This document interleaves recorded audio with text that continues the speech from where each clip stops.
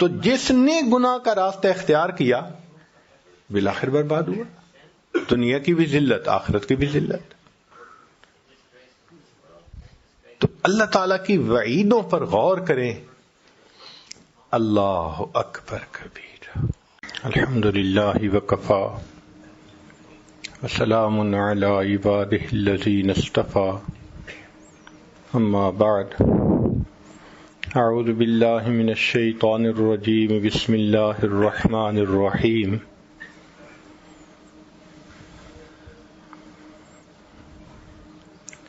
وَإِذَا تُلِيَتْ عَلَيْهِمْ آيَاتُهُ زَادَتْهُمْ إِيمَانًا۔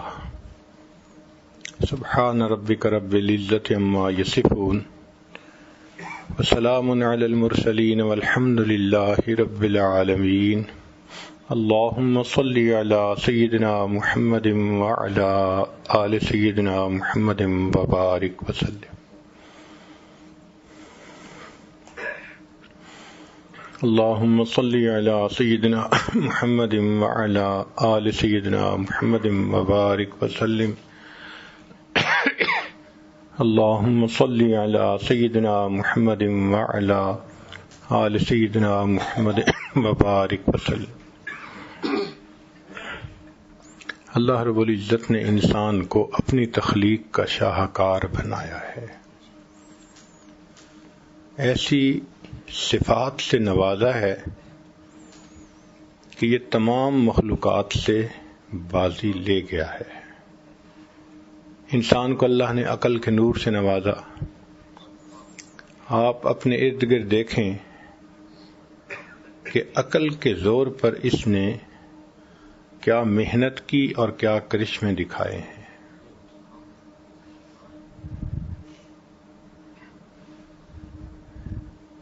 لوہے پر محنت کی تو لوہا قیمتی، مٹی پر محنت کی تو مٹی قیمتی۔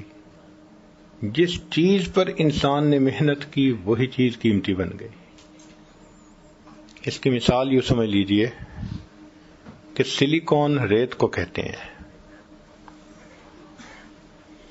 سلیکون سے آج ایسے انٹیگریٹڈ سرکٹ بنائے جا رہے ہیں کہ ان کی قیمت ہم وزن سونے سے بھی زیادہ ہوتی ہے۔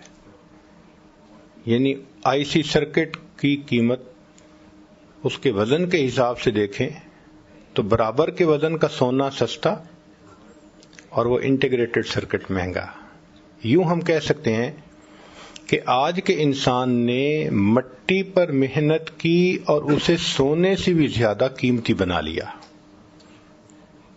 دگنی پرائز پہ بک رہی ہے۔ تو جب مٹی پہ محنت کرو وہ سونے سے دگنی قیمتی بن جاتی ہے، انسان اگر اپنے آپ پر محنت کرے یہ اللہ کی نظر میں کیوں نہیں قیمتی بنے گا؟ آج آپ ہوائی جہاز کو ہوا میں اڑتا دیکھتے ہیں، ٹنوں کے حساب سے وزن لے کے جا رہا ہے انسان۔ اگر تو نے لوہے پر محنت کی اور لوہے کو پرواز نصیب ہو گئی، اگر تو اپنے اوپر محنت کرے تو تجھے کیوں نہیں روحانی پرواز نصیب ہوگی؟ مگر آج ہماری محنت کا رخ باہر کی طرف ہے، اندر کی طرف نہیں ہے۔ اس لیے باہر ہر طرف ترقی ہو رہی ہے، نئی سے نئی چیزیں بن رہی ہیں۔ مکان دیکھو تو پہلے سے زیادہ خوبصورت، گاڑیاں دیکھو تو پہلے سے زیادہ اعلیٰ، جس چیز کو دیکھو وہ پہلے سے بہترین بنتی چلی جا رہی ہے۔ لیکن اگر انسان اپنے آپ کو دیکھے تو اس کے اندر انسانیت پہلے کی نسبت گھٹتی چلی جا رہی ہے۔ ڈھونڈنے والا ستاروں کی گزرگاہوں کا اپنے افکار کی دنیا میں سفر کر نہ سکا، جس نے سورج کی شعاؤں کو گرفتار کیا زندگی کی شب تاریک سحر کر نہ سکا۔ ساری دنیا کو کمکموں سے روشن کرنے والا انسان من میں اندھیرا لیے پھرتا ہے۔ اپنے ہی من میں اندھیرا ہے تو باہر کی روشنی کا کیا فائدہ ہوگا؟ تو محنت کا میدان صرف مادہ نہیں ہے. انسان کو اپنا دل یہ محنت کا میدان بنانا چاہیے تاکہ اپنے اندر سے صفات نکلیں. یہ جو ہمارے مشائخ دل پر محنت کرواتے ہیں، اس کا کیا مقصد ہے؟ کہ انسان تیرے اندر اللہ نے خوبصورتی رکھی ہے، اس اندر کی خوبصورتی کو تو باہر نکال ذرا. انسان مائنز پہ محنت کرتا ہے نا تو گولڈ نکالتا ہے، کاپر نکالتا ہے، قیمتی چیزیں نکالتا ہے. ایسے اپنے دل کی زمین پر محنت کرے تو کہیں اندر سے خوش خلقی نکلے گی، کہیں سے عاجزی نکلے گی، کہیں سے اندر سے ہمدردی نکلے گی، کہیں سے پاک دامنی نکلے گی. یہ چیزیں ہیں جو انسان کو اللہ کی نظر میں قیمتی بنا دیتی ہیں. تو ذکر و سلوک کی محنت سے انسان اندر کی خوبصورتی کو باہر نکالنے میں کامیاب ہو جاتا ہے. یہ کوئی الگ چیز نہیں ہے، انسان کے اندر، اور ہر انسان کے اندر یہ خیر موجود ہے. ہر انسان میں اللہ نے یہ چیز رکھی ہے. چنانچہ نبی علیہ السلام نے ارشاد فرمایا الناس معادن، انسانوں کی مثال معادن کہتے ہیں مائنز کو، مختلف مائنز جو نکلتی ہیں ان کی مانند ہے. کمعادن الذهب والفضہ، جیسا کہ سونے اور چاندی کی کان ہوتی ہے. تو ہر انسان اگر محنت کرے تو کوئی سونے جیسا، کوئی چاندی جیسا، کوئی تانبے جیسا، ہر ایک انسان میں خوب اچھائیاں ہیں. ہم اپنے اوپر محنت نہیں کرتے، ہمیں فرصت نہیں ملتی.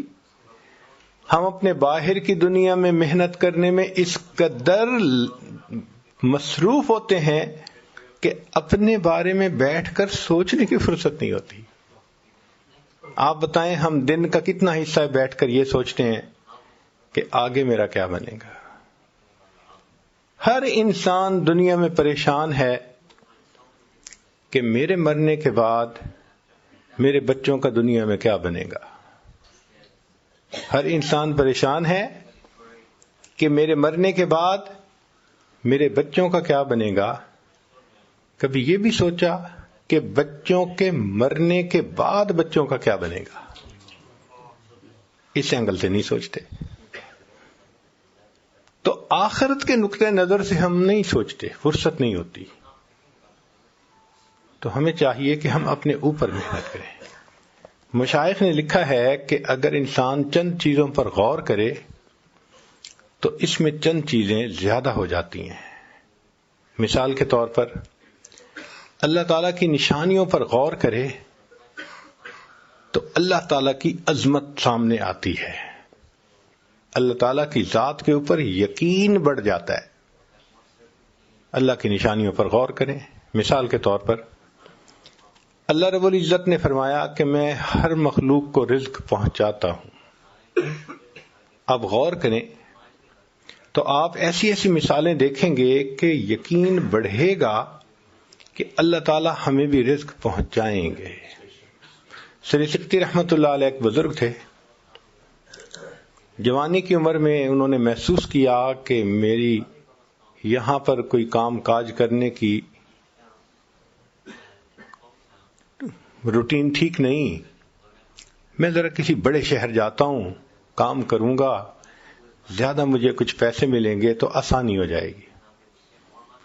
انہوں نے جانے کا ارادہ کر لیا. اب مشائخ چاہتے تھے کہ یہ نیک اور اچھا نوجوان بن سکتا ہے تو یہ یہیں رہے، مگر وہ سب سے ملے اور کہنے لگے کہ بس میں جا رہا ہوں. جب گئے تو 4 دن کے بعد پھر واپس آ گئے. تو بزرگوں نے پوچھا، استاد نے پوچھا کہ واپس کیوں آ گئے؟ کہنے لگے جی میں راستے میں ایک درخت کے نیچے سویا، آنکھ کھلی تو میں نے دیکھا کہ ایک معذور چڑیا ہے، اس کا پر زخمی ہے، وہ اڑ نہیں سکتی اور وہ بیٹھی ہوئی ہے، اور ایک صحت مند چڑیا اپنے منہ میں دانہ لے کے آتی ہے اور اس معذور چڑیا کے منہ میں ڈال دیتی ہے. تو میں نے دل میں سوچا کہ جو پروردگار عالم معذور چڑیا کو پال رہے ہیں تو میں تو صحت مند انسان ہوں، مجھے تو ضروری پالیں گے، اس لیے میں واپس آ گیا۔ ہمارے ایک دوست میڈیکل ڈاکٹر تھے، وہ ایک مرتبہ اپنے بچوں کو لے کر پہاڑوں کی طرف گئے چھٹیاں گزارنے کے لیے۔ وہاں ان کو ایک خوبصورت پتھر نظر آیا، بالکل گول، بڑا پیارا کلر تھا اس کا۔ تو جب بچے نے دیکھا، اس نے کہا موم وہ دیکھو کتنا پیارا پتھر ہے۔ اس نے کہا اچھا بیٹا، یہ جو ہمارا ڈرائنگ روم ہے نا، اس کلر کے ساتھ یہ میچ کر رہا ہے، تو اٹھا لو، ہم اس کو وہاں پہ نا ڈیکوریشن کے طور پہ اور میموری کے طور پہ اس کو رکھیں گے۔ وہ کہتے ہیں وہ آدھے کلو کا پتھر تھا، گول قسم کا، اٹھا لیا، ہم اپنے گھر لے کے آئے۔ 2 سال وہ پتھر ہمارے ڈرائنگ روم کے اندر پڑا رہا۔ ایک دن میری بیوی ڈرائنگ روم کی صفائی کروا رہی تھی، تو اس نے سوچا کہ یہ کام کرنے والی عورت تو بہت ہی بے احتیاطی سے کام کرتی ہے، تو کہیں شیشے کی نازک چیزیں، ڈیکوریشن پیسز یہ خراب نہ کر دے، تو وہ میں خود صاف کر لیتی ہوں، باقی صفائی یہ کر دے گی۔ تو میری بیوی وہ جو ڈیکوریشن پیسز تھے ان کو اور شیشے کی چیزوں کو بڑے احتیاط سے، بڑا کیئرفلی صاف کر رہی تھی۔ اس نے اس پتھر کو بھی اٹھایا کہ اس کو بھی میں صاف کر دوں۔ جیسے اس نے ہاتھ میں اٹھایا، اللہ کی شان کہ وہ پتھر سلپ ہوا اور نیچے فرش پہ گر گیا، اور جیسے ہی نیچے گرا تو اس کے 2 ٹکڑے ہوئے۔ تو میری وائف نے دیکھا کہ اندر سے وہ ہالو تھا، اور اس کے اندر ایک کیڑا تھا، اس کیڑے نے فرش کے اوپر چلنا شروع کر دیا۔ حیران رہ گئے کہ یا اللہ، 2 سال یہ ہمارے گھر میں پتھر پڑا رہا ہے، اس کیڑے کو آپ نے بند پتھر کے اندر رزق کیسے پہنچایا ہوگا؟ تو نے پتھر میں کیڑے کو پالا، خشک مٹی سے سبزہ نکالا، یہ تیرا ہے جہاں یہ زمین آسماں اے خدایا، کس نے تیری حقیقت کو پایا۔ اللہ تعالیٰ رزق پہنچا دیتے ہیں، ہر مخلوق کو رزق پہنچ رہا ہے۔ انسان کا تو پیٹ اتنا چھوٹا، 2 روٹی سے بھر جاتا ہے۔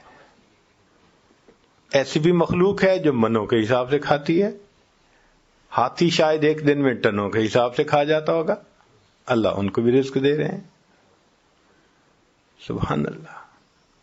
تو جو پروردگار سمندر کی مخلوق کو رزق دیتے ہیں، ہوا کی مخلوق کو رزق دیتے ہیں، مٹی کی مخلوق کو رزق دیتے ہیں، وہ پروردگار انسان کو بھی تو رزق عطا فرمائیں گے۔ پھر انسان رزق کی خاطر کیوں جھوٹ بولتا ہے؟ کیوں کسی کو دھوکہ دیتا ہے؟ کیوں کسی کے مال پہ بری نظر جماتا ہے؟ کیوں چوری کرتا ہے؟ جب رزق ہمیں مل کے رہے گا، اللہ نے فیصلہ کر دیا، تو ہمیں چاہیے کہ ہم امانت داری اور دیانت داری کی زندگی گزاریں۔ یقین نہیں ہے، دل میں یقین کی کمی ہے، تو اللہ تعالیٰ کی نشانیوں پہ غور کریں تو پھر یقین بڑھ جاتا ہے۔ ہم لوگ ایک مرتبہ امریکہ میں ایک ایکویریم دیکھنے کے لیے گئے، اس میں مچھلیاں ہی مچھلیاں، اللہ، وہ کوئی 5 سٹوریڈ ایکویریم تھا، اور اس کی چھت کے اوپر انہوں نے ایک جنگل بنایا ہوا تھا، یعنی مٹی ڈال کے اس میں بڑھ کے درخت، بڑے بڑے درخت لگائے ہوئے تھے 5ویں منزل پہ، اور اس میں انہوں نے ڈولفن اور ویلز اور یہ بھی رکھی ہوئی تھی۔ عجیب و غریب مخلوق اللہ کی۔ خیر، کہنے کی بات یہ ہے کہ اس میں ایک جگہ لکھا ہوا تھا کہ بلو ویل اپنی زندگی میں اتنا تیرتی ہے کہ پورا سفر اگر اس کا جمع کریں تو 10 ٹائم کروز ٹوورڈ مون اس کا بن سکتا ہے۔ یعنی انسان 10 مرتبہ چاند پہ جا کے واپس آئے تو جتنا سفر کرے گا، بلو ویل اپنی زندگی میں اتنا تیرتی ہے۔ تو اس کو پڑھ کے میں کھڑا ہو گیا اور بلو ویل کے بارے میں مزید پڑھنا شروع کر دیا. تو انہوں نے لکھا کہ اس وقت دنیا میں جتنے جاندار ہیں بلو ویل ان میں سب سے زیادہ بڑی ہے. بہت بڑا سائز لکھا ہوا تھا. کتنا بڑا سائز ہے؟ لکھا ہوا تھا کہ 200 پاؤنڈ اس کا وزن روزانہ بڑھتا ہے. 200 پاؤنڈ تو بندے کا وزن نہیں ہوتا. اب جس مخلوق کا وزن 200 پاؤنڈ ڈیلی بڑھ رہا ہے اس کا اپنا وزن کتنا ہوگا؟ اتنے میں وہاں کام کرنے والا جو سٹاف تھا، ایک آفیسر آ گئے. تو میں نے ان کو روک کے پوچھا، میں نے کہا جی یہ ٹھیک لکھا ہوا ہے؟ بھئی ممکن ہے 20 پاؤنڈ بڑھتا ہو اور اشاریہ لگانے میں غلطی ہو گئی ہو. اس نے پڑھا تو مسکرایا. مجھے کہنے لگا سر ہم نے بہت محتاط فگر لکھی ہے 200، ادروائز میری اسٹڈی کے مطابق اس کا وزن 200 پاؤنڈ سے بھی زیادہ روزانہ بڑھتا ہے. اللہ اس کو بھی تو رزق دیتے ہیں، اور پتہ ہے اس کا رزق کیا ہے جو آنکھوں سے نظر نہیں آتا. آپ آنکھ سے نہیں دیکھ سکتے. سمندر کے پانی کے اندر مائکرو آرگنیزم ہوتا ہے، بہت چھوٹے چھوٹے جاندار بیکٹیریا ٹائپ، جن کو آپ مائکروسکوپ سے تو دیکھ سکتے ہیں، کھلی آنکھ سے نہیں دیکھ سکتے. اب اگر وہ زیادہ بڑھ جائیں تو سمندر کا پانی جو ہے وہ زیادہ بدبودار اور گندا ہو جائے. اللہ نے اس کی کلیننگ کے لیے بلو ویل کو بنا دیا. بلو ویل کیا کرتی ہے کہ پانی اپنے اندر کھینچتی ہے اور اس کے اندر ایک جیسے سیمی پرمیبل سکرین ہوتی ہے، اس طرح کی جھلی بنی ہوتی ہے، اس سے پانی گزارتی ہے. تو جو بیکٹیریا ہے وہ اس جھلی کے اوپر رہ جاتا ہے، پانی صاف نکل جاتا ہے. جیسے آپ چائے کو چھلنی میں سے نکالتے ہیں، وہ بیکٹیریا جو اتنا چھوٹا ہے بلو ویل اس کو کھاتی ہے. اللہ اکبر کبیرہ. وہ پروردگار جو دنیا کی سب سے بڑی مخلوق کو ایسے رزق سے پالتے ہیں جو آنکھوں سے نظر نہیں آتا. اے انسان، تجھے اپنے رزق کے بارے میں کیا پریشانی لگی ہوئی؟ اللہ تعالی ہمیں بھی رزق پہنچائیں گے.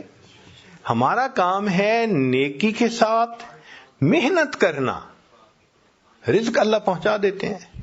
آپ ذرا غور کیجئے، نبی علیہ الصلوۃ والسلام نے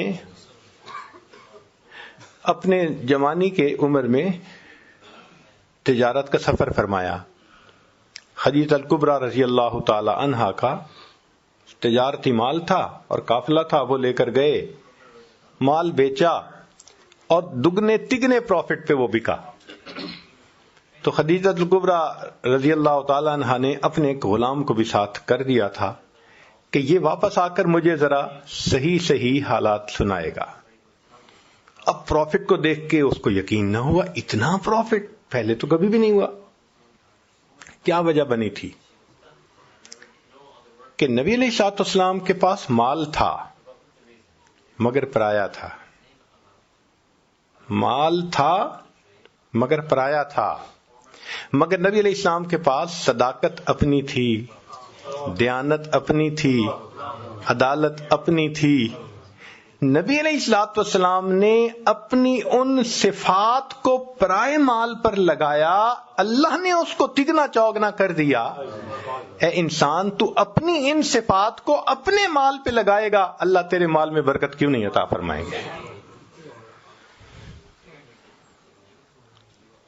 تو اللہ تعالیٰ کی نشانیوں پر غور کرنے سے انسان کے اندر یقین بڑھتا ہے اللہ تعالیٰ کی ذات کے ساتھ. دوسری بات کہ اللہ تعالیٰ کی نعمتوں پر غور کرنے سے اللہ تعالیٰ کے ساتھ محبت بڑھتی ہے. اللہ تعالیٰ نے ہمیں کتنی نعمتوں سے نوازا ہے، ہم گن بھی نہیں سکتے. ایک مرتبہ حرم میں ایک آدمی کو میں نے دیکھا، اس کے دونوں بازو اس کے کندھے سے کٹے ہوئے تھے اور وہ نماز پڑھ رہا تھا. یقین جانو اس کو دیکھ کے آنسو تھمتے نہیں تھے. میں سوچتا ہی رہا، یا اللہ یہ اپنا چہرہ کیسے دھوتا ہوگا، یہ کھانا کیسے کھاتا ہوگا، یہ کپڑے کیسے بدلتا ہوگا. اللہ رات کو سوئے ہوئے اس کے جسم سے اگر کمبل اتر جاتا ہوگا، یہ کمبل کیسے اوپر پھر لیتا ہوگا. پھر اس وقت احساس ہوا، اللہ آپ نے جو یہ نعمت ہمیں بن مانگے عطا فرمائی، ہم نے اس نعمت کو گناہوں میں استعمال کر لیا. اللہ تعالی ہمیں بینائی نہ دیتے ہم اندھے ہوتے، گویائی نہ دیتے ہم گنگے ہوتے، سماعت نہ دیتے ہم بہرے ہوتے، رزق نہ دیتے ہم بھوکے ہوتے، پانی نہ دیتے ہم پیاسے ہوتے، کپڑے نہ دیتے ہم ننگے ہوتے، اللہ تعالیٰ صحت نہ دیتے ہم بیمار ہوتے، اللہ تعالیٰ اولاد نہ دیتے لاولد ہوتے، گھر نہ دیتے بے گھر ہوتے. اگر اللہ تعالیٰ ہمیں علم نہ دیتے ہم جاہل ہوتے، اگر اللہ تعالیٰ ہمیں عزت نہ دیتے ہم ذلیل ہوتے. اے انسان، تو جو عزتوں بھری زندگی گزار رہا ہے، یہ تیرے مالک کا کرم اور احسان ہی تو ہے. اللہ کی رحمت کی نظر ہٹتی ہے، انسان گھر بیٹھے بٹھائے ذلیل ہو جاتا ہے، سروں سے دوپٹے اتر جاتے ہیں.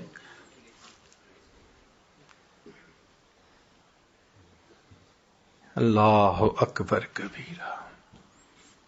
ایک وقت ہوتا ہے مٹی کو ہاتھ لگائے سونا بنتی ہے، اور جب دن پلٹتے ہیں پھر کہتے ہیں حضرت آج تو سونے کو بھی ہاتھ لگائیں تو مٹی بن جاتا ہے. تو ہم اللہ تعالیٰ کی نعمتوں پر غور کریں تو اللہ تعالیٰ کی محبت ہم دل میں بڑھ جائے گی. اللہ تعالیٰ کی نشانیوں پر غور کرنے سے یقین بڑھتا ہے، نعمتوں پر غور کرنے سے اللہ تعالیٰ کی محبت بڑھتی ہے، اور اللہ کے وعدوں پر غور کرنے سے اعمال کرنے کی رغبت بڑھ جاتی ہے. ہمیشہ اللہ کے وعدے سچے، ہمیشہ سچے. قرآن مجید میں اللہ تعالیٰ نے ایک واقعہ بیان کیا ہے، وَأَوْحَيْنَا إِلَىٰ أُمِّ مُوسَىٰ أَنْ أَرْضِعِيهِ، اور ہم نے وحی کی موسیٰ علیہ السلام کی والدہ کی طرف کہ تو اپنے بیٹے کو دودھ پلا. فَإِذَا خِفْتِ عَلَيْهِ، اور اگر تجھے بیٹے کے بارے میں ڈر لگے کہ اس کو پولیس والے پکڑ کے لے جائیں گے، قتل کر دیں گے، فَأَلْقِيهِ فِي الْيَمِّ، تو تم اپنے بیٹے کو دریا میں پھینک دینا. فَلْيُلْقِهِ الْيَمُّ بِالسَّاحِلِ، پھر یہ تیرا بیٹا دریا اس کو کنارے پر لگا دے گا، ساحل پہ لگے گا. مگر یاخذہ عدو لی و عدو اللہ، اس کو وہ بندہ پکڑے گا جو بچے کا بھی دشمن، اللہ فرماتے ہیں میرا بھی دشمن. مگر ساتھ کہہ دیا ولا تخافی ولا تحزنی، تم نے خوف زدہ بھی نہیں ہونا، تم نے غم زدہ بھی نہیں ہونا. انا رادوہ الیک، ہم اسے تمہارے پاس واپس لوٹائیں گے. وجاعلوہ من المرسلین، اور ہم اس کو رسولوں میں سے بنائیں گے. اب اللہ رب العزت نے ایک خاتون کے ساتھ، عورت کے ساتھ ایک وعدہ فرمایا. آپ جانتے ہیں کہ عورت کتنی کمزور دل ہوتی ہے، اور پھر اپنے بیٹے کے بارے میں کتنی سینسٹیو ہوتی ہے. جنگل کا سفر کرے نا تو بتاتے ہیں کہ بھئی وہاں اگر کسی فیمیل کے ساتھ بچہ ہو تو وہ بہت زیادہ کیئرفل ہوتی ہے، قریب نہیں آنے دیتی کسی کو. اگر ایک عام جاندار بچے کے بارے میں اتنا سینسٹیو ہے تو انسان ہے. تو ماں کا دل بچے کے بارے میں تو بہت ہی زیادہ نازک ہوتا ہے.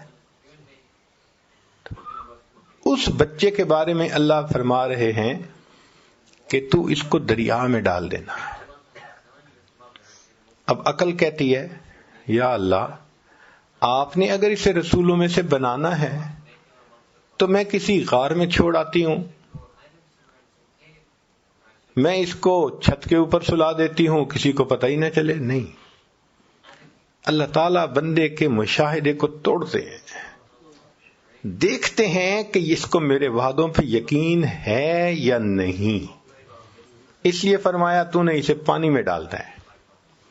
عقل کہتی ہے کہ پانی میں ڈالنے کے لیے مجھے ایک بکسا بنانا پڑے گا، اگر اس میں نے سانس لینے کے لیے سوراخ چھوڑے کہ ہوا جائے تو ان سوراخوں سے پانی اندر جائے گا، بچہ ڈوب کے مر جائے گا. اگر اس کو واٹر ٹائٹ بنایا تو وہ ایئر ٹائٹ بھی ہو جائے گا اور بچہ دم گھٹ کے مر جائے گا. عقل کہتی ہے تیرا بچہ بچ نہیں سکتا، مگر حکم خدا ہے دریا میں ڈالو. یہ ایک ٹیسٹ ہے، یہ ایک امتحان ہے، اور امتحان بھی ماں کا بچے کے بارے میں. کتنا کمزور دل ہوتا ہے، مگر وہ خاتون اللہ کے وعدے پر یقین رکھتی تھی، بھروسہ رکھتی تھی. چنانچہ جب ایسا ماحول ہوا کہ خطرہ ہوا، اس نے بچے کو ایک بکسے میں ڈالا اور بکسے کو دریا میں ڈال دیا. ذرا غور کیجئے، جب اس نے بکسے کو دریا میں ڈال دیا ہوگا دل کا کیا حال ہو رہا ہوگا. واپس گھر آ گئی، دل اداس ہے، غمزدہ ہے، کہہ بھی نہیں سکتی، رو بھی نہیں سکتی، مگر چپ ہے. پتہ نہیں میرے بچے کے ساتھ کیا بنا ہوگا. اب ادھر اللہ تعالیٰ نے اس بچے کو کنارے تک پہنچا دیا. فرعون اپنی بیوی کے ساتھ وہاں پر چہل قدمی کر رہا تھا، تو اس کے ساتھ اس کے غلام تھے، انہوں نے بکسا دیکھا، پکڑا، لا کے پیش کر دیا. اس نے کہا کھولیں. جب انہوں نے بکسے کو کھولا، اللہ تعالیٰ فرماتے ہیں وَأَلْقَيْتُ عَلَيْكَ مَحَبَّةً مِّنِّي، اے میرے پیارے موسیٰ علیہ الصلوۃ والسلام، ہم نے آپ کے چہرے پر محبت کی تجلی ڈال دی تھی. ایک تو بچہ ویسے ہی خوبصورت ہوتا ہے بچپن میں، تو اللہ فرماتے ہیں کہ ہم نے محبت کی تجلی. تو مفسرین نے لکھا اتنا خوبصورت چہرہ تھا، چمکتا چہرہ تھا کہ بچہ تو ڈائمنڈ کی طرح، ایک معصومیت، اوپر سے خوبصورتی. تو اس کو دیکھتے ہی فرعون کی بیوی اپنا دل دے بیٹھی، کہنے لگی لا تقتلوہ، اسے قتل نہیں کرنا، عسیٰ ان ینفعنا او نتخذہ ولدا، ہم اس کو اپنا بیٹا بنائیں گے، ہم اس سے نفع پائیں گے. اب جب بیوی نے کہہ دیا تو فرعون جو ہزاروں بچوں کو قتل کروا چکا تھا کہنے لگا ٹھیک ہے، اگر تم کہتی ہو تو میں ایسا نہیں کرتا. اب یہ آیت پڑھ کے ہم عورتوں کو کہتے ہیں کہ تم کہتی ہو خاوند نہیں سنتا، وہ تو بڑے بڑے فرعون سنا کرتے تھے، بیوی کی کون نہیں سنتا ہے؟ تو وہاں پر بیوی نے کہہ دیا لا تقتلوا، اس کو قتل نہیں کرنا، ہم بیٹا بنائیں گے. تو فرعون نے دین اینڈ دیئر ڈیسیژن لے لیا، ہم نے اسے قتل نہیں کرنا. ہزاروں کو قتل کروا چکا ہے. دیکھو اللہ نے کیسے بچے کو بچایا. اب جب بیٹا بنا لیا، ہوا یہ تھا کہ اس کے ذہن میں یہ بات گئی تھی فرعون کے کہ جب اس بچے کو بیٹا بنا کے اپنے گھر میں پالوں گا تو یہ مجھ سے کیوں تخت و تاج چھینے گا، یہ تو میرا وفادار ہوگا، لہذا چلو میں اس کو قتل نہیں کرواتا. اب اس نے کہا کہ بچے کو لے کے چلو. اس زمانے میں یہ فیڈر کی مائیں نہیں ہوتی تھیں، عورتیں ہی بچے کو دودھ پلا سکتی تھیں. تو بچے کو دودھ پلانے کا وقت آ گیا. ایک عورت دودھ پلاتی ہے، بچہ نہیں پیتا. اللہ تعالیٰ فرماتے ہیں وَحَرَّمْنَا عَلَيْهِ الْمَرَاضِعَ مِنْ قَبْلِ، ہے میرے پیارے موسیٰ علیہ السلام، ہم نے ان کے اوپر عورتوں کے دودھ کو پہلے ہی حرام کر دیا تھا. یعنی وہ سوٹ نہیں کرتا تھا اس بیبی کو، لہذا جو عورت آتی دودھ فیڈ کرتی وہ نہیں پیتا. دودھ فیڈ کرنے لگتی، وہ بچہ نہیں لیتا. تو فرعون نے کہا کہ بھائی ذرا اعلان کرو کہ جتنی بھی عورتیں دودھ پلانے والی ہیں وہ آئیں اور ذرا آ کے دیکھیں. رات گزر گئی، بچے نے کسی کا دودھ ایکسپٹ نہیں کیا. فرعون کو نیند بھی آ رہی ہے، تھکا ہوا بھی ہے. اب وہ وش کرتا ہے کہ کسی عورت کا دودھ یہ ایکسپٹ کرے تو ہمارا مسئلہ حل ہو. مگر بچہ رو رہا ہے، بیوی سے رونا نہیں دیکھا جاتا، اور اس سے بیوی کی پریشانی نہیں دیکھی جاتی، اور عورتیں آ رہی ہیں مگر ان کا دودھ بچہ قبول نہیں کرتا. ساری رات گزر گئی. اللہ تعالیٰ فرماتے ہیں وَأَصْبَحَ فُؤَادُ أُمِّ مُوسَىٰ فَارِغًا. اور موسیٰ علیہ السلام کی والدہ نے جو وہ رات گزاری بڑے بے تابی میں، اور اس نے غم زدہ دل کے ساتھ صبح کی. ان کادت لتبدی بہ لولا اربتنا علی قلبہا. اگر ہم اس کے دل کو گرا نہ دیتے تو وہ تو اپنا راز کھول بیٹھتی. کیا مطلب؟ رو لیتی، لوگوں کو پتہ چل جاتا کہ وہ گمشدہ بچہ اسی کا ہے. اللہ فرماتے ہیں ہم نے دل کو گرا دے دی، تسلی دے دی. وہ روئی نہیں مگر غمزدہ تو تھی. صبح اٹھ کے بیٹی سے کہنے لگی، موسیٰ علیہ السلام کی جو بہن تھی، لڑکپن میں تھی وہ بھی، بیٹی جاؤ ذرا دیکھو بھائی کس حال میں ہے.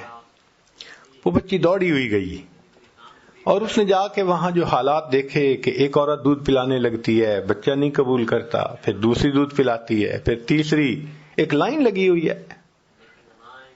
تو جب اس نے یہ دیکھا تو اس نے فرعون کو کہا هل ادلکم علی اہل بیت یکفلونہ لکم وہم لہ ناصحون. کیا میں تمہیں ایسے گھر والوں کے بارے میں نہ بتاؤں کہ جو اس کی کفالت بھی کریں گے، دودھ بھی پلائیں گے اور بڑے ہمدرد بھی ہوں گے. تو فرعون کے دل میں کھٹکا تو ہوا، کیوں یہ کہہ رہی ہے؟ تو اس نے سر کے بالوں سے پکڑا، اے لڑکی تو کیوں کہہ رہی ہے ایسے؟ اس نے کہا جی ہم آپ کی رعایا ہیں، ہم آپ کی خیر خواہی نہیں کریں گے تو کون کرے گا؟ اس نے کہا بات تو ٹھیک ہے، لے آؤ جس کو لاتی ہو. موسیٰ علیہ السلام کی بہن دوڑی ہوئی آئی اور آ کے امی چلو چلو بچہ دودھ نہیں پی رہا. تو ماں آ گئی. اب جب ماں نے دودھ پلایا تو موسیٰ علیہ السلام نے پینا شروع کر دیا، بچے نے فوراً پینا شروع کر دیا. ایک شور مچ گیا، ایک عورت کا دودھ بچے نے ایکسپٹ کر لیا. وہ فرعون کو تو پہلے ایگزرٹ ہو چکا تھا، ایگزاسٹڈ تھا، سونا چاہتا تھا. وہ بدبخت تو سننا چاہتا تھا کہ بچہ دودھ قبول کرے تو میری جان چھوٹے. جب اس کو نیوز ملی نا، کہنے لگا ہاں بالکل ٹھیک ہے، اس عورت کو جانے نہیں دینا، میں سونے جا رہا ہوں. لو جی، عورت کو گھر میں رکھ لیا گیا. عورت دودھ پلاتی ہے، بچہ خوشی سے پی لیتا ہے. اب بچہ خوش ہو کے ہنستا ہے، کھیلتا ہے، سب بہت مطمئن ہے.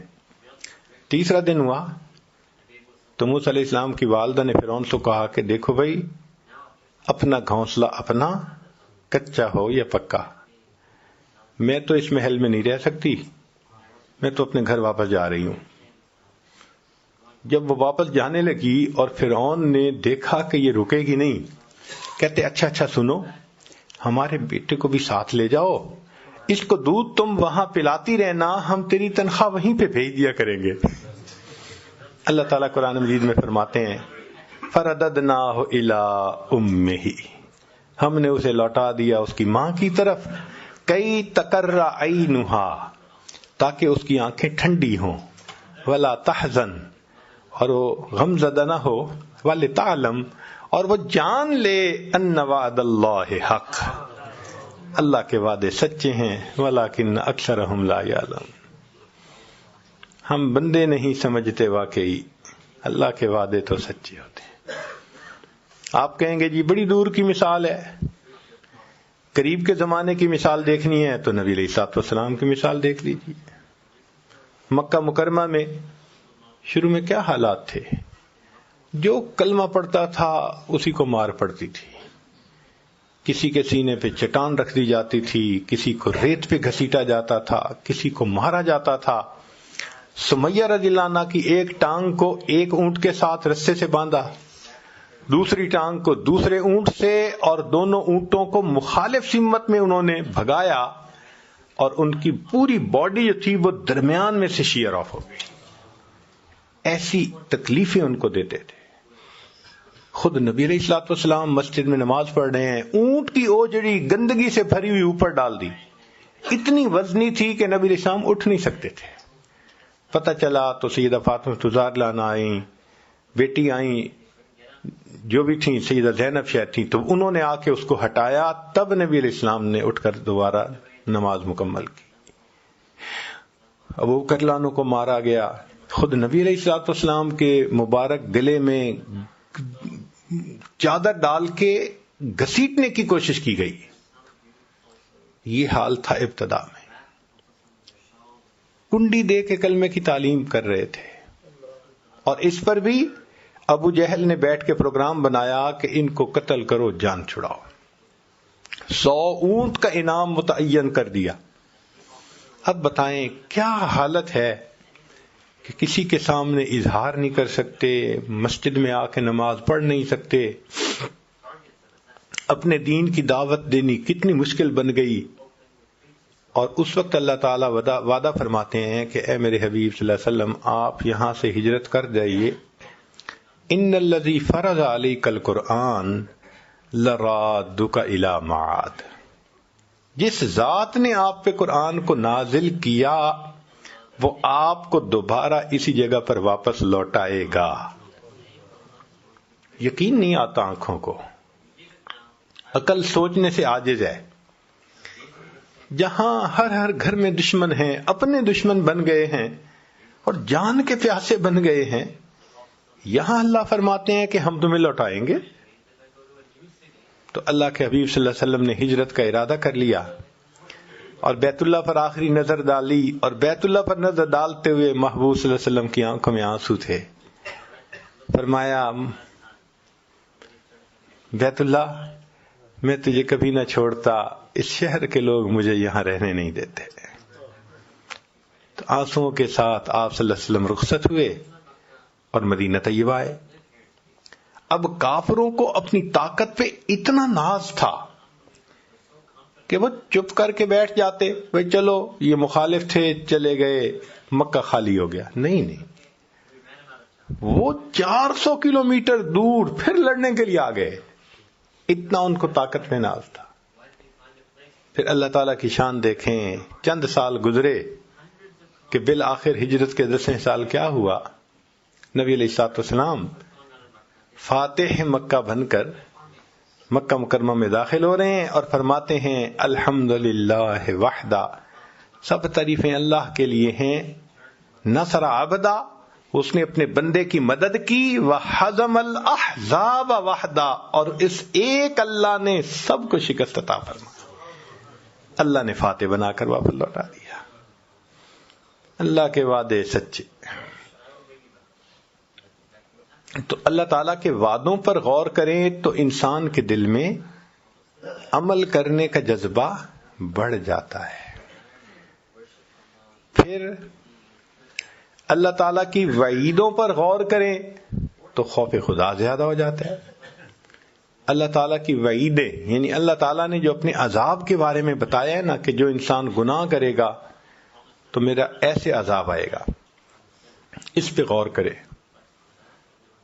ہم نے اپنی زندگی میں دیکھا ہے جس کو شراب کی عادت پڑی اس کی زندگی میں بربادی آنکھوں سے دیکھی گئی. جس بندے کو زنا کی عادت پڑی وہ مختلف بیماریوں کا لازمن مجموعہ بنا. حدیث پاک میں آتا ہے جو زنا کرتا ہے اس کی عمر گھٹا دی جاتی ہے.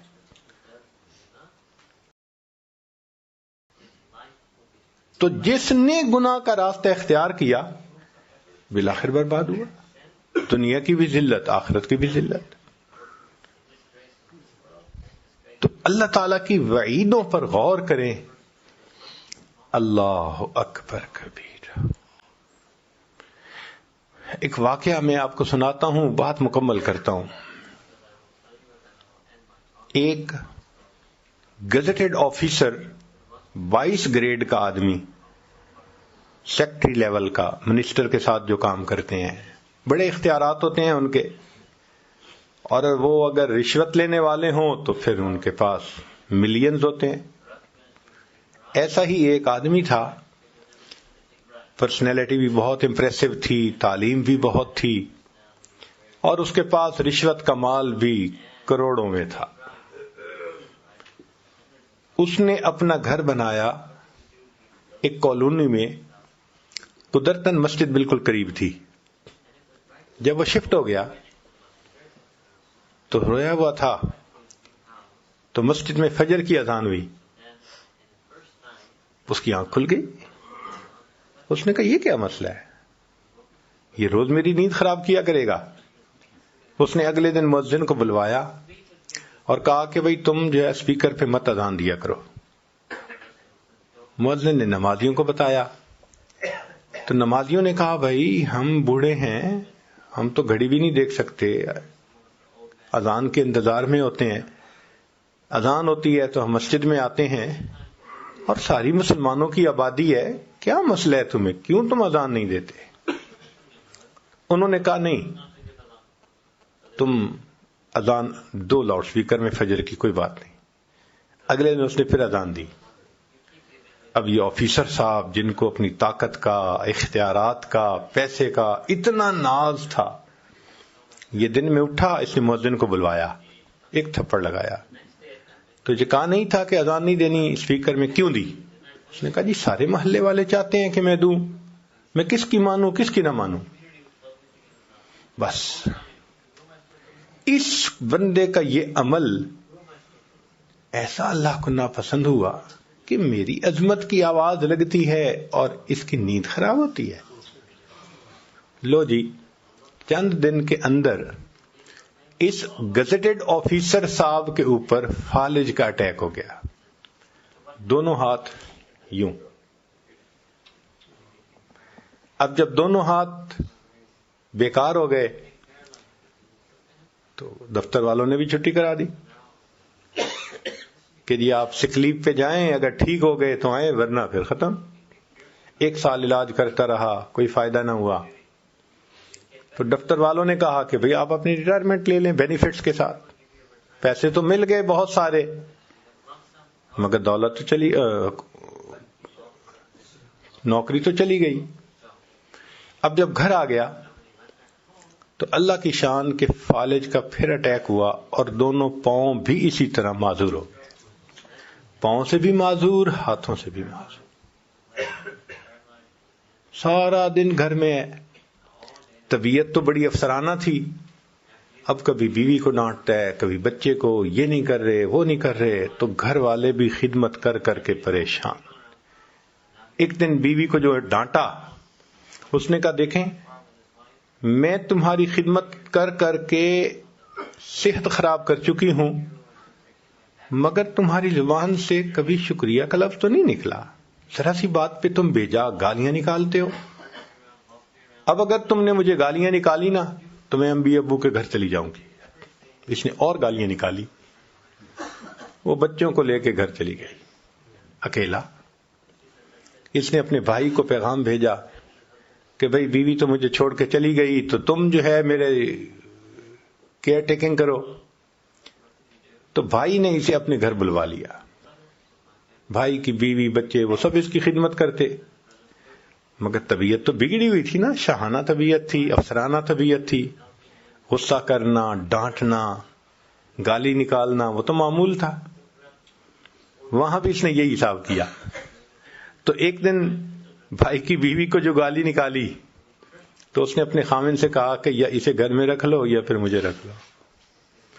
تو بھائی نے کہا کہ بھئی دیکھو میں نے آپ کو منع کیا تھا کہ یہ آپ کی خدمت کر رہے ہیں میرے بیوی بچے، تو تم بجائے اس کے کہ ان کا احسان مانو اور ان کے ساتھ اچھا سلوک رکھو، تم ایسے ڈانٹتے ہو جیسے معلوم نہیں انہوں نے کیا جرم کر لیا.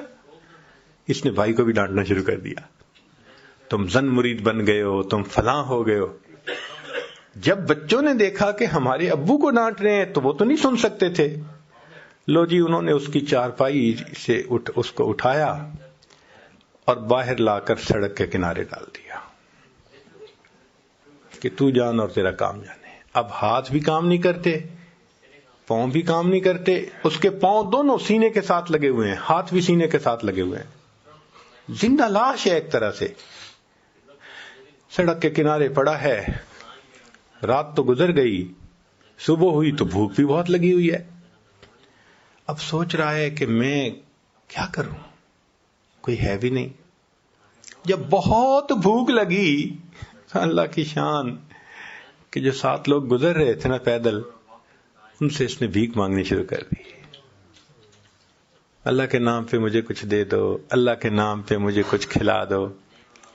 جس اللہ کا نام سن کے یہ کہتا تھا میری نیند خراب ہوئی، آج اسی اللہ کے نام کی بھیک مانگ رہا ہے، سڑک پہ پڑا ہوا. ایک نوجوان گزرا، اس نے اس کو 10 روپے دیے.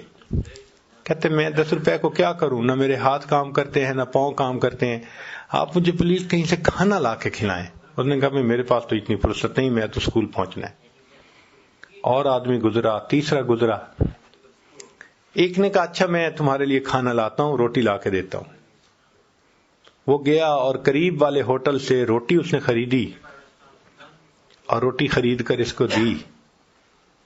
اس نے کہا مجھے کھلائیں. اس نے کہا بھائی میرے پاس اتنا ٹائم نہیں ہے، میں نے لا کے دے دی ہے، اب تو خود کھائیں. کہنے لگا میں تو کھا نہیں سکتا. اس نے کہا جی میں یہاں رکھ دیتا ہوں. کہنے لگا رکھو نہیں، مجھے دے دو. اب ہاتھ بند تھے، ہاتھ میں روٹی لے نہیں سکتا تھا. یہ پاؤں جو اس نے یوں سینے پہ آیا ہوا تھا فالج کی وجہ سے، پاؤں کے انگوٹھے اور انگلی کے درمیان اس نے روٹی کو پکڑا، اور جس طرح کتا پاؤں میں روٹی کو پکڑ کے منہ سے نوچتا ہے، اس طرح نوچ نوچ کے روٹی کو کھانے لگا. اللہ اکبر کبیرہ. جس کو اپنے حسن پہ ناز تھا، دولت پہ ناز تھا، اختیارات پہ ناز تھا، اتنا نافرمان بن گیا کہ اللہ کا نام سنتا ہے تو کہتے ہیں میری نیند خراب ہوتی ہے. آج سڑک پہ پڑا ہوا ہے، پوچھنے والا کوئی ہے نہیں، نہ گھر ہے نہ در ہے، اللہ کے نام کی بھیک مانگتا ہے، اور اگر کوئی روٹی دیتا ہے تو پاؤں سے پکڑ کے منہ سے روٹی کو نوچ نوچ کے کھا رہا ہے. اللہ تعالیٰ جب بندے سے ناراض ہوتے ہیں پھر تگنی کا ناچ نچا دیتے ہیں. تو اللہ تعالیٰ کی وعیدوں پر غور کرنے سے پھر انسان کے دل میں خوف آ جاتا ہے. تکبر نہیں کرنا چاہیے، بڑائی نہیں دکھانی چاہیے، دوسروں کو تکلیف نہیں دینی چاہیے، پھر انسان گناہوں سے بچ جاتا ہے. تو 5 باتیں آج آپ کی خدمت میں پیش کرنی ہے. پہلی بات، اللہ کی نشانیوں پر غور کرنے سے یقین بڑھتا ہے. اللہ تعالیٰ کے نعمتوں پر غور کرنے سے اللہ کی محبت بڑھتی ہے. اللہ تعالیٰ کے وعدوں پر غور کرنے سے اعمال کی رغبت بڑھ جاتی ہے. اور اللہ کے وعیدوں پر غور کرنے سے اللہ کا خوف دل میں بڑھ جاتا ہے. اور آخری چیز، اپنے گناہوں پر غور کرنے سے ندامت کا احساس زیادہ ہو جاتا ہے. ہم اگر دیکھیں ہم نے کیا کیا گناہ کیے اور رب کریم نے نقد سزا تو نہیں دی، پھر ہمارے گناہوں کو چھپایا، اور گناہوں کے باوجود اللہ نے لوگوں کی زبانوں سے پھر تعریفیں کروائیں. اللہ آپ کتنے حلیم ہیں، کتنے کریم ہیں. اللہ اکبر. ہم گناہوں پہ گناہ، گناہوں پہ گناہ. اللہ رزق بھی دے رہے ہیں، صحت بھی دی ہوئی ہے، نعمتیں بھی دے رہے ہیں، عذاب کو بھی ٹال دیا. اللہ اکبر کبیرہ. واقعی ہمیں چاہیے کہ ہم اپنے گناہوں کے بارے میں سوچیں اور اپنے گناہوں پہ نادم اور شرمندہ ہوں. بکری اپنے مالک کی زیادہ وفادار. وہ گھاس کھا رہی ہوتی ہے نا، تو بکری چرانے والا دور سے آواز کرتا ہے اور بکری گھاس کھانا چھوڑ دیتی ہے. بکری نے مالک کی آواز پر گھاس کھانا چھوڑ دیا. ہم نے اپنے رب کے کہنے پہ گناہ کرنا تو نہیں چھوڑے، جانور سے بھی گئے گزرے بن گئے. ڈاکٹر کے مشورے سے مریض حلال غذائیں چھوڑ دیتا ہے. جی مجھے کریم چیزیں نہیں کھانی، جی مجھے ہائی کولیسٹرول چیزیں نہیں کھانی، جی مجھے یہ میٹ نہیں کھانا، فلاں نہیں کھانا. ڈاکٹر کے کہنے پہ اگر مریض کھانے چھوڑ دیتا ہے، اللہ کے کہنے پہ ہم حرام چیزوں کو کھانا کیوں نہیں چھوڑ؟ حرام چیزوں کو پینا کیوں نہیں چھوڑ سکتے؟ جانوروں سے بھی گئے گزرے بن گئے. تو انسان نیکی کرے تو اللہ کی مدد آئے گی، گناہ کرے تو پھر اللہ کی طرف سے پکڑ آئے گی. اس لیے حضرت مفتی محمد شفیع رحمۃ اللہ علیہ نے ایک عجیب بات لکھی ہے. فرماتے ہیں کہ اے انسان تو جتنا چاہے گناہ کر، اے انسان تو جتنا چاہے گناہ کر، اگر اللہ نے تیری اسی زندگی کو جہنم نہ بنا دیا تو یاد رکھنا. اور واقعی ایسا ہوتا ہے. ہم دیکھتے ہیں جو گناہوں میں پڑتے ہیں نا، ایسا الجھتے ہیں کہ اپنی زبان سے کہتے ہیں جی اس جینے سے تو مر جانا بہتر ہے، اب تو مر جاتا تو اچھا تھا. تو پھر کیا بہتر نہیں کہ ہم گناہوں کو ہی چھوڑ دیں تاکہ اللہ کی مدد ہمارے ساتھ آ جائے؟ تو اللہ تعالی ہمیں گناہوں سے بچنے کی، نیکوکاری کی زندگی گزارنے کی توفیق عطا فرمائے. وآخر دعوانا ان الحمد للہ رب العالمین.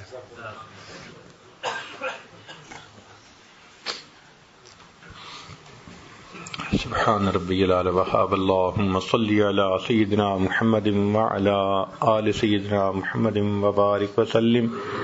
اے کریم پروردگار، ہم آپ کے عاجز مسکین بندے ہیں، ہمارے گناہوں کو معاف فرما، خطاؤں سے درگزر فرما، عیبوں کی پردہ پوشی فرما. اللہ ہماری نگاہوں کو پاک فرما، دلوں کو صاف فرما، سینوں کو اپنی محبت سے لبریز فرما. اپنے عشق کی آتش ہمارے سینوں میں پیدا فرما، ہمارے انگ انگ سے اپنے ذکر کو جاری فرما، روئے روئے سے اپنے ذکر کو جاری فرما، ہڈی ہڈی بوٹی بوٹی میں اپنی محبت پیدا فرما. اللہ جو گناہ ہم نے دن میں کیے معاف فرما، راتوں میں کیے معاف فرما، جو محفلوں میں کیے معاف فرما، جو تنہائیوں میں کیے معاف فرما. جو گناہ یاد ہیں وہ بھی معاف فرما، جو کر کے بھول گئے وہ گناہ بھی معاف فرما. اللہ ہمیں زندگی میں کبھی بھی بے سہارا نہ فرما، کبھی بھی بے آسرا نہ فرما، کبھی بھی اپنے در سے دور نہ فرما. ہمیشہ اپنی رحمتوں کی پشت پناہی نصیب فرما. اللہ ہمیں ذلت سے محفوظ فرما، علت سے محفوظ فرما، قلت سے محفوظ فرما. اٹکے کاموں کا ہونا آسان فرما اور الجھے کاموں کو اپنی رحمت سے سلجھا. اے کریم آقا، ہماری پریشانیوں کو دور فرما، ہمیں نیک اعمال کی توفیق عطا فرما. رب کریم، بچہ پریشان ہوتا ہے، ماں باپ کی طرف دوڑتا ہے، اور بندہ پریشان ہوتا ہے تو پروردگار کی طرف لوٹتا ہے. اے بے کسوں کے دستگیر، اے ٹوٹے دلوں کو تسلی دینے والے، اے خالی جھولیوں کو بھر دینے والے، اللہ ہم نے بھی جھولیاں پھیلائی ہیں، اپنی رحمت سے بھرپور فرما. اللہ رحمت کا معاملہ فرما، جو مانگا عطا فرما، جو نہیں مانگا ہمارے لیے بہتر ہے ہمیں وہ بھی عطا فرما.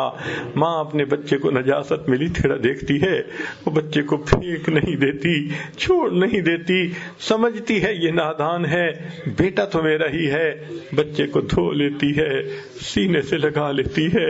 اللہ ہم بھی تو گناہوں کی نجاست میں لتھڑے ہوئے ہیں، اللہ ہمیں چھوڑ نہ دیجیے، اللہ ہمیں اپنے در سے دھتکار نہ دیجیے.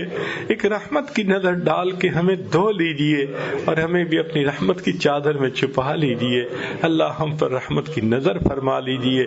جتنے احباب یہاں موجود ہیں اللہ سب کی توبہ کو قبول فرما.